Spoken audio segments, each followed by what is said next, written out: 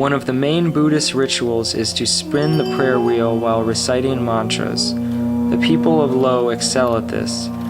They do not spare any opportunity to spin the prayer wheel when they encounter it. Sometimes the wheel is built into the stream in order to release the mantra all of the time using the natural force of the water.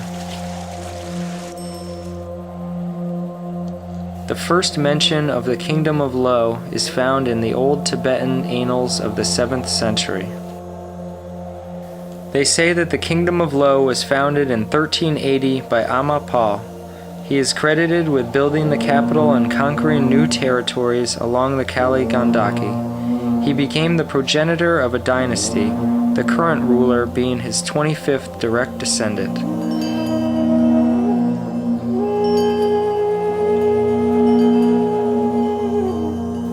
In 1951, after the Chinese army invaded Tibet, the Kingdom of Lo became an integral part of Nepal. To maintain autonomy, however, Lo was forced to make an annual levy of 30 bars of silver and 1 horse.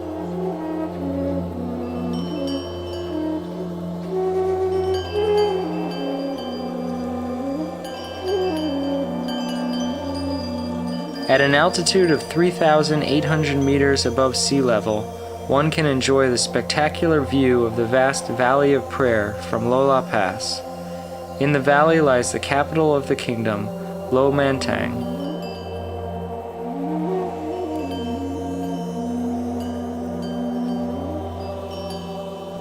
Docieramy do Lomantang, do stolicy Górnego Mustangu, już tylko godzina drogi. Przecudny widok na to miejsce. Widać też okoliczne wioski. Spędzimy tutaj całe 2 dni, zwiedzając właśnie te miejsca, między innymi pałac letni też króla. Tam na horyzoncie granica z Tybetem.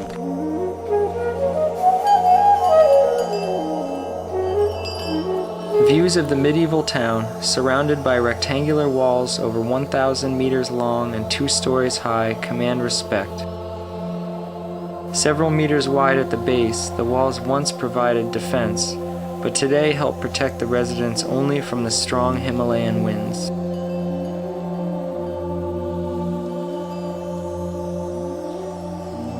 Two huge prayer mills lie at the only gateway to the city, until recently closed at night. Inside the city walls, houses are packed tightly. They are all exceptionally beautiful and display the impressive characteristics of Tibetan architecture. The walls are built of clay bricks dried in the sun, the clay being obtained from the irrigation canals during their treatment. The capital has about 150 multi-family houses separated by many narrow streets.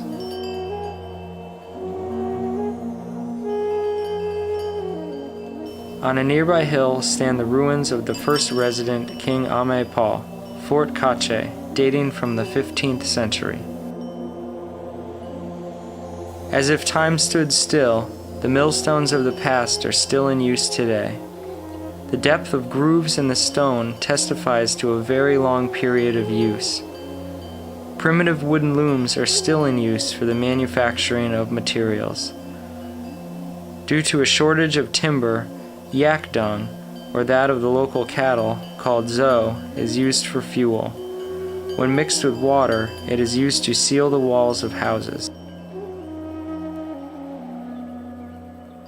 The king's palace towers over the rest of the medieval city and is comprised of 3 monasteries from the 15th century, along with the residences of lamas and several chortens. Every day, chanting monks gather on puja, which rises above the rooftops of Lomantang. Puja is a daily meeting of the monks for prayer and meditation. The prayer consists of gestures, songs, and instruments. During the morning, the monks drink tea mixed with butter and salt to keep warm.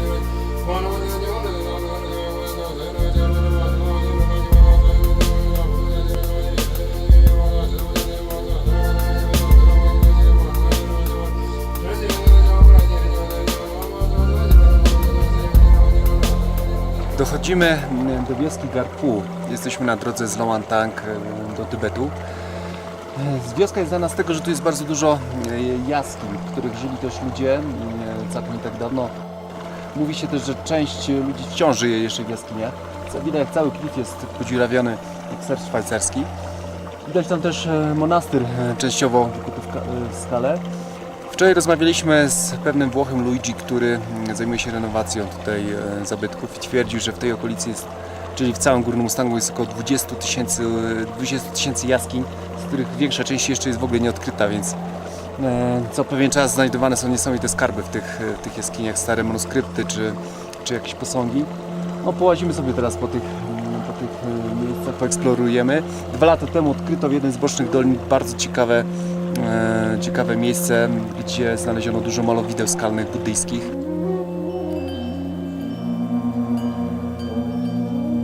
The term Gompa has Tibetan roots and means caves. In the case of Gompa Garpu, a large natural cave, the front wall was built to enclose it, and additional buildings were added. A few monks live here throughout the year. The chapel walls are decorated with numerous paintings, and the altar is richly decorated with images of Buddha.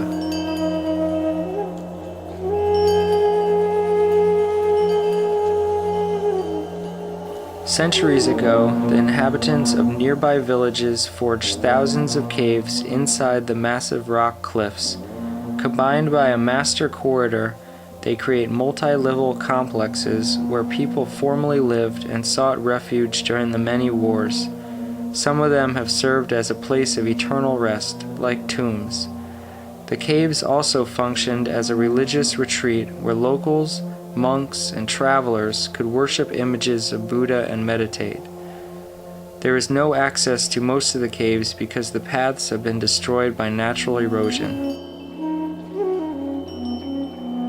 In some caves, there are clusters of cave sediments, considered by the locals to be natural cures.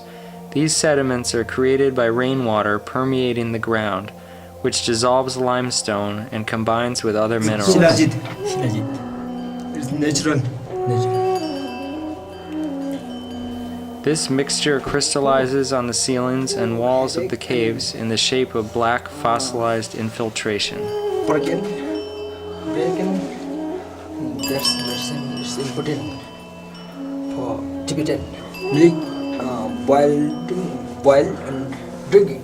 The medicine is made by grinding the minerals, cooking them in milk, and drinking the resulting brew.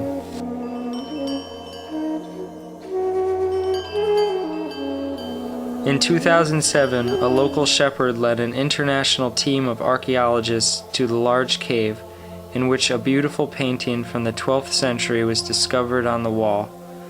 The painting depicts scenes from the Buddha's life. According to researchers, the discovery shows that the Kingdom of Lo was once an important religious center. The paintings have been said to represent depictions of Shambhala, the mythical land of Buddhist tradition that is lost in the Himalayas, and which is the Buddhist spiritual paradise.